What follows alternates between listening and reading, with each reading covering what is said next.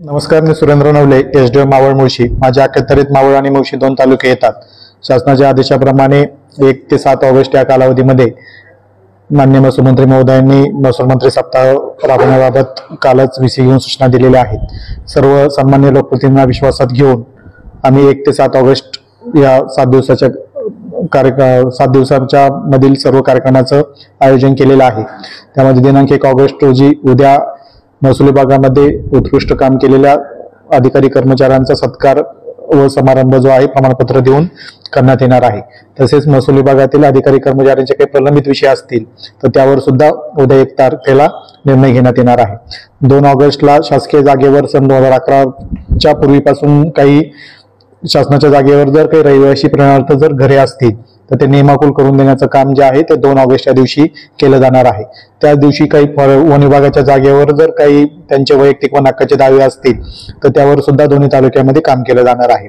3 August रोजी पानंद आणि शिवरस्त्याच्या बाबतीमध्ये कार्यक्रम करण्याच्या सूचना आहेत. तर पानंद रस्ते शिवरस्ते मोकळे करून देणे आणि ज्या ठिकाणी रस्ते मोकळे झालेले आहेत त्याच्या दोन्ही बाजूनी झाडांची लागवड करणे, दुतर्फा झाडे लागवड करण्याचं काम जे आहे ते 3 तारखेच्या दिवशी आपण ठेवलेलं आहे. 4 ऑगस्ट रोजी माननीय छत्रपती शिवाजी महाराज अभियान प्रत्येक मंडळामध्ये राबवण्याच्या सूचना आहेत. दोन्ही तालुक्यामध्ये जेवढे मंडळ आहेत त्या प्रत्येक मंडळाच्या ठिकाणी या शिबिराचं आयोजन केलं जाणार आहे आणि त्या भागातल्या सर्व जे पात्र लाभार्थी त्या ठिकाणी येतील त्यांना जातीचे दाखले असतील, डोमेसेल असतील, नॉन असतील किंवा इतर कोणतेही रेशन कार्ड संदर्भातले कामं असतील ते करून आम्ही देण्याचा प्रयत्न करणार आहोत.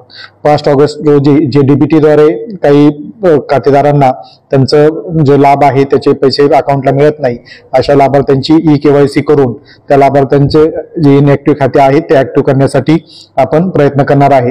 त्यामध्ये विशेष करून संजय गांधी योजना असतील, इंदिरा गांधी योजना असतील किंवा PM किसान सारख्या योजना असतील त्यावर इनएक्टिव्ह खातेदारावर आम्ही काम करणार आहोत.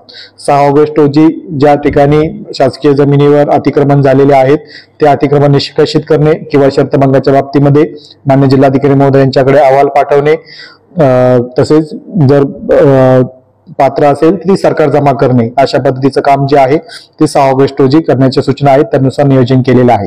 आणि 7 ऑगस्ट रोजी एमसॅन धोरण जे आहे, जे कृत्रिम वाळू जे आहे त्याच्या बाबतीमध्ये शासनाने निर्गमित केलेलं आहे त्या धोरणाची जास्तीत जास्त प्रचार आणि प्रसिद्धी करायची आहे आणि सर्व जे आमच्याकडचे खानपट्टाधारक आहे त्यांना एमसॅनचं उत्पादन करणे आणि लोकांना एमसॅनचा वापर करण्यासाठी जी प्रचार प्रसिद्धी आहे त्यासाठी आम्ही वेगवेगळ्या ठिकाणी कार्यक्रम ठेवलेले आहेत. अशा पद्धतीने सर्व लोकप्रतिनिधींना विश्वासात घेऊन 1 ते 7 ऑगस्ट या कालावधीमध्ये आम्ही दोन्ही तालुक्यामध्ये सर्व कार्यक्रमाचं नियोजन केलेलं आहे.